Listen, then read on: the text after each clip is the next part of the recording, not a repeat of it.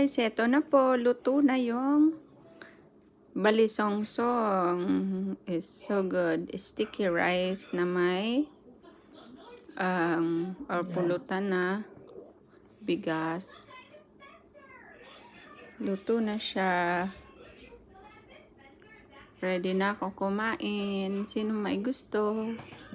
May luluka rin ng niyog. Nilagyan niya ng niyog na fresh. So, ang sarap guys. Look at that. You did good, ma. Parang nasa Bicol lang ako. Ito na po yung nalutuan. Ito na. Kain na po tayo. Habang mainit pa. Sarap nito na may kape. Tara po, kain na tayo. Kain na. Thank you guys for watching. Love you guys. Bye.